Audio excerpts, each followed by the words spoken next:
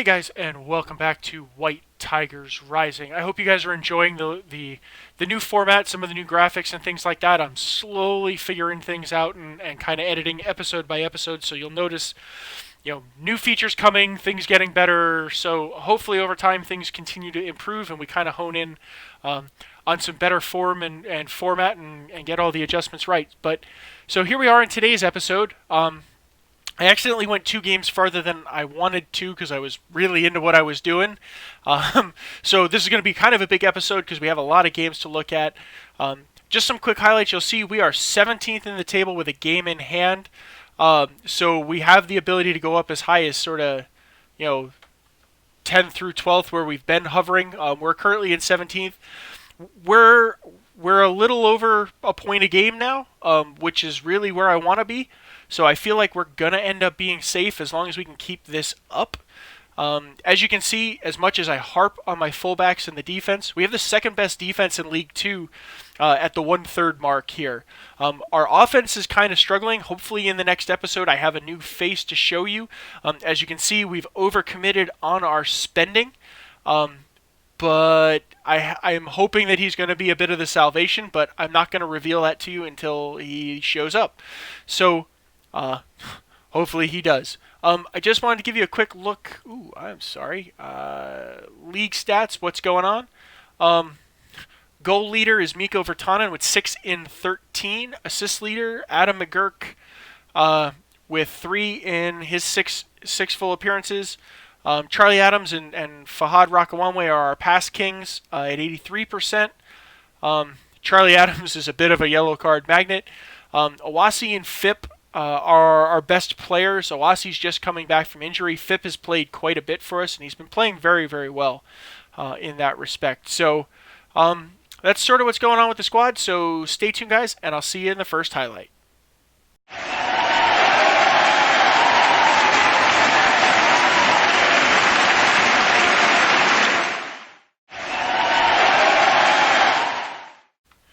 Okay, guys, welcome back to our first game. Our first game of the highlight package here is a 2-0 loss at home to Carlisle.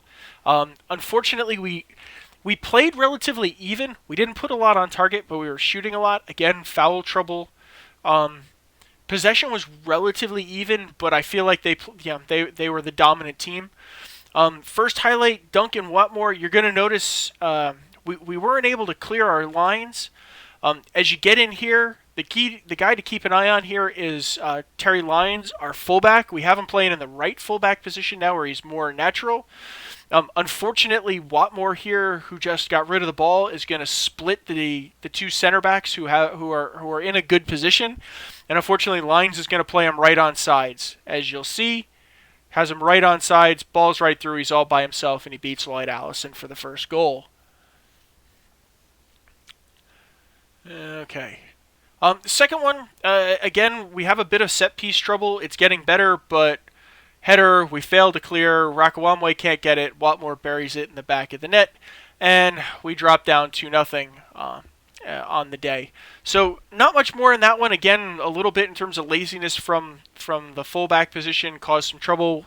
Lewis Baldwin struggled a little bit at center back. We had some issues in the defense. So it was a tough day for us. So that's it for this one. I'll see you guys in the next highlight.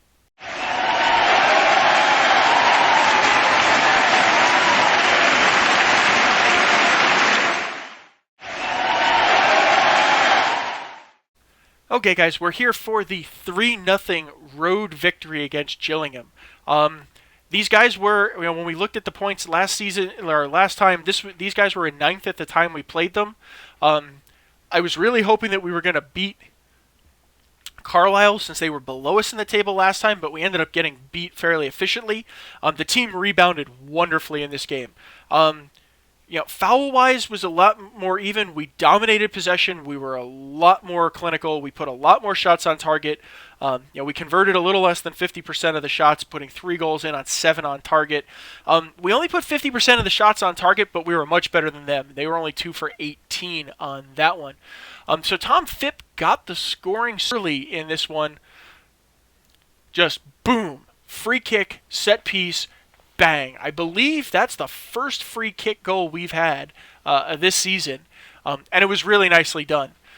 We were in, we had a couple of strikers on the pitch, so Jamie Veal kind of getting himself working here. Again, nice work out wide. Veal gets out in front of the center backs with a nice cross in from Dino Pereira.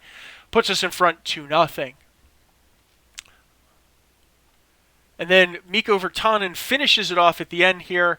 Again, well worked into the box, keeping the pressure on. Virtanen finds himself in a ton of space, beats the keeper at the near post, and with a lovely goal and his 6th goal of the season, we finish this one out 3-0. So another good one. I think we're honing in on some little things. Phip plays well when he's out there, but he's a bit of a fouler. So I'm going to try Rakawanwe with bringing Phip in off the bench to see how that goes, because I'm trying to figure out how to cut down on all these fouls because they're creating a lot of dead ball situations.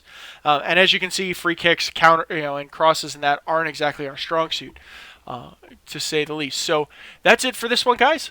See you in the next highlight.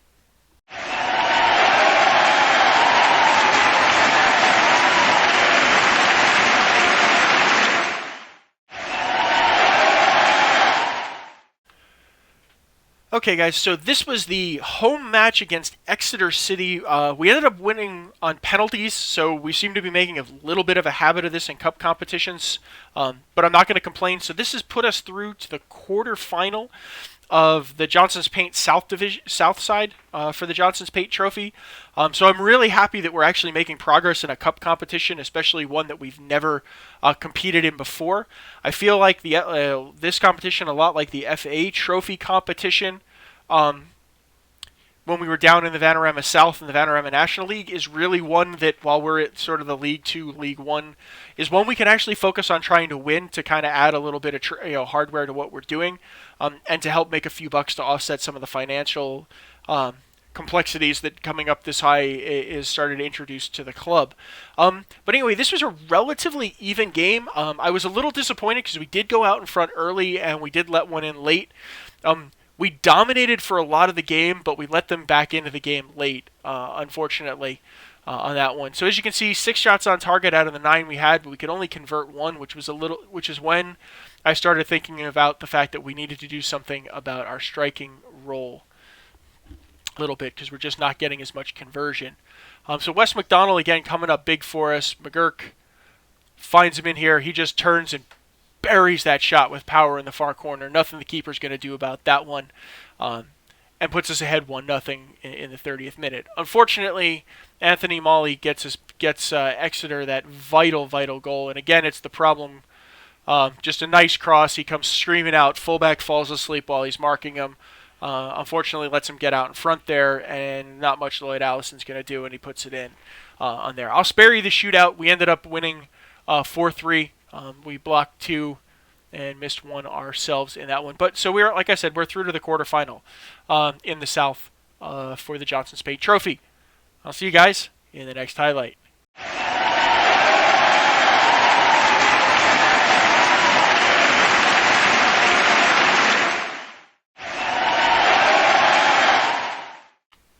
Hey guys, so we're back here for the game against Barrow. So when we played this game and we talked about this game last month, I specifically called this one out as one we were not going to get points from. So it turns out I was wrong. Not only was I wrong, we dominated the team at the top of the division when we played them here. I mean, absolutely dominated them. 18 shots in, we put 9 on target. We had almost 60% of the ball. We really pushed them all over the park. Our system worked wonderfully here, so I was really impressed. Unfortunately, we weren't able to convert, which worried me. So for 9 shots on target to only put 1 in, and that 1 being a penalty, which I'll just show you quickly. Calver puts this one away. Really was disappointing. So this is where our search really stepped up for it. You can see our passing, and the stat that So the two sides of things that I'm most concerned about and what we're working on in the tactic is we have about an 80 to 90% pass completion rate in the offense. We're only averaging between 40 and 60% pass completion rate from the defense. So we really need to start tightening that passing up to help kind of avoid giving the ball away. And I think once we do that, things are going to work out a lot better for the squad. But again, this gave us sort of this one put us to the point tally I was expecting. We ended up here at 6 points so far in the games we had sort of highlighted from last one. So really pleased with what's happening so far from the squad. And I'll see you guys in the next highlight.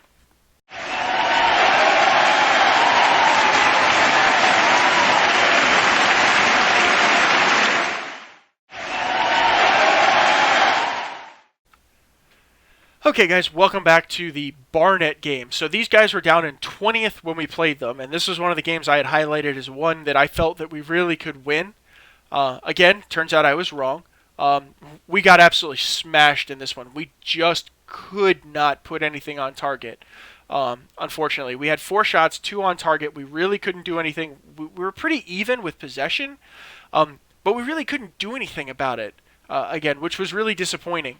They were much more clinical. 17 shots, 7 on target, converting 3. And very, very low fouling in there. So Barry Hammond here opens the score in the 3rd minute. Manages to sneak it through. A quick 1-2 back. He's wide open in front. Although we make a diving tackle, we miss, and he buries that guy in the back of the net. Again, you'll see, if you notice, we were only 55% passing out of the back, so we're way too direct out of the back, I think. Jamie Veal made a shot here to kind of get us back into the game. McGurk just gets it nicely, and he just pounds that one right into the top off the underside of the crossbar. So we drew back 1-1. Potentially we pushed the issue. I did switch things up to kind of get a little more attacking because I felt that this was a game we really should win. Unfortunately, about 10 minutes later here in the 74th minute, Barnett manages to knock us back. Again, he just gets off his man. The fullback breaks down, marking him, and he knocks that one right into the back of the net. And then we were still pushing for the equalizer, and as you can see, we just get kind of caught out here on the counter. We're pulled to pieces. Just a beautiful back corner, back far post cross, and Joe Logan just buries it into the back of the net. So that's all for that one, and I'll see you guys in the next highlight.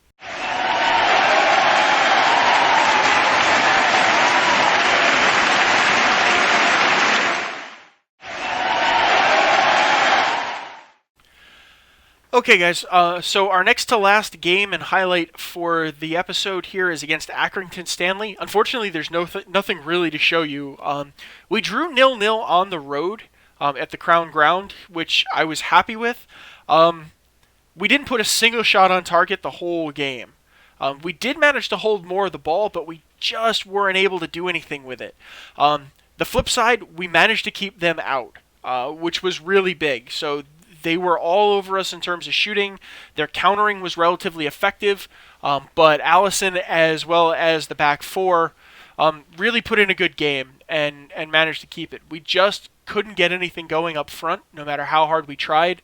And this really sealed the deal where we started looking for a new front man to kind of get up there and bring a little magic. So not a whole lot to say for this one, but I'll see you guys in the last highlight.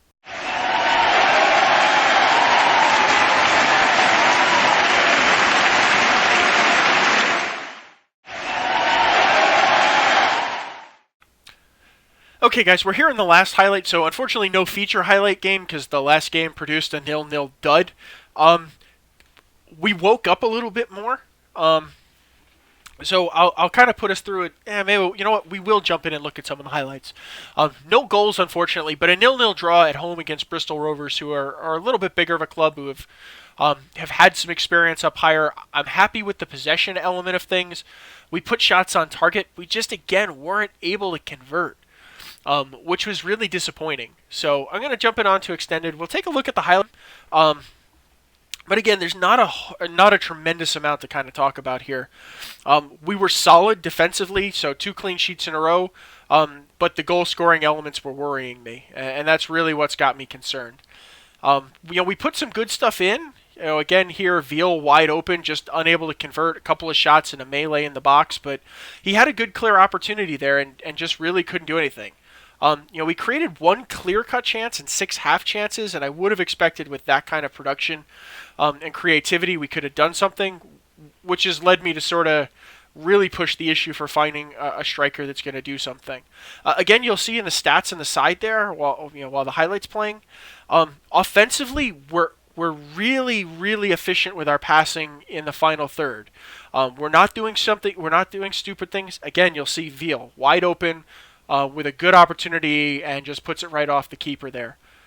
But anyway, back to the point I was making with the passing. We're really quite efficient in the offensive third of the pitch. We're winning a lot of passes. But in this one, 0 crosses completed out of 24 attempted, which is really quite pathetic. Just a terrible shot from Veal again there. This match sort of sealed his fate for me in that. Headers won at 60%. Okay, not great, but not terrible. But the 50% or the 67% pass completion. I'm sorry, the 67% pass completion is what's bothering me in the back. We're giving the ball away a bit in the back, or in our third, which is putting us under pressure.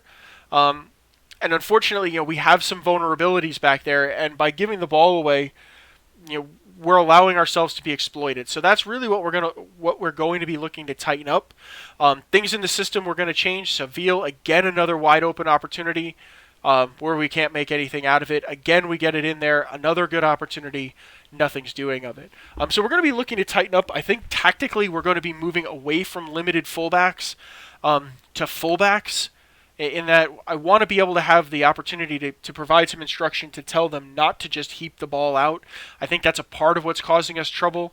Again, and as well as our center backs, to try and get them to be in a position where they don't just lump the ball forward. Kenlock playing really well on that one, even though the guy gets it past him, he manages to recover nicely and take care of it to get it out for a corner there and a relatively dangerous break. Again, we're controlling things okay, but again, we're making passes and we just give it away in our, in sort of, that midfield area. And unfortunately, by doing that, we just put ourselves right back under pressure. Again, Grayson with a shot there that didn't really trouble the keeper. So second half kickoff here, the first half was okay. Really, it is to me, it's a finishing issue that we've had here. We're creative. We're generating opportunities. Forwards are getting out there. They're getting in positions to score.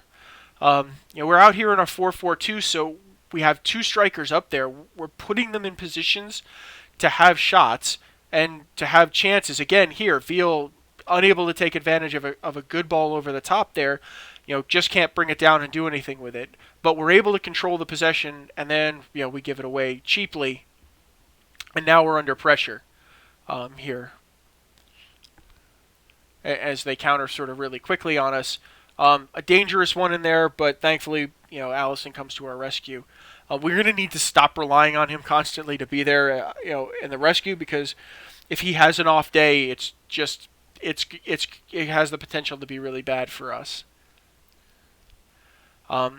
Set pieces work better. We're doing a better job of controlling and managing set pieces. In that being said, we're creating some opportunities. Calver trying to put one in there, unfortunately, decides that it's a better job to hit it off of somebody than put it in. Easy save for Allison there. I'm okay with the defense letting people sort of shoot weakly from the edge of the box. I think we'll be able to save those all day. But it's a lot of these dangerous through ball type activities that are coming through from poor marking that are resulting in goals. We're at about a goal a game, 17 and 15. Unfortunately, McGurk way offsides there, which is a little disappointing. I mean, I am happy that we're the second best defense in the league, but I think, we do need to tighten up. Again, not a bad shot from there. The angle was a little weird. I wouldn't have given him credit for making going for a near post there, but just with the angle. Again, we win a header, but we just give the ball right away, in our defensive zone. Now we're set up nicely. You can see the lines are nice, but it's giving the ball away and allowing them to keep putting us under pressure that's causing the problem. And again, a rejection. Lines is thankfully there. And that was it for the Bristol Rovers game. So that was it for this month, guys. We'll do a quick look at the schedule here. We've got 2 trophy games. So we enter into the FA Cup first round playing Hartlepool, a game I do believe is winnable for us. I'd like to progress a little bit in there. Money's going to be better for us. We do have the opportunity, if we go on a really good run, to potentially get a championship or a Premier League team if we can wheedle our way into the third round. So there's perhaps a tremendous amount of TV money that's sitting out on the table for us. I'd be happy going and playing an Arsenal at the Emirates in the third round. Or Man United at Old Trafford in the third round, if it came to that, in order to just score some sweet TV money to kind of help financials out. So we're going to come back at the Morecambe game here at close to the end of November. That gives us 5 games in this month, but should be a little bit more manageable. So sorry about the length of the episode, guys. Remember, check out the links next to you here. We've got the whole White Tigers Rising series. If there's any part of this you want to catch up on from our start in the lower leagues in the Vanarama South all the way up to where we are today. And don't forget to check out Paul's series down below over here, his Creating a Legacy with FC United of Manchester. Again, start from the beginning. Check it out as he worked his way up from the Vanarama North into the National League, as well as into League 2 there. Remember, throw a like on the video, guys. Please subscribe to the channel, and I'll see you in the next episode. Bye now.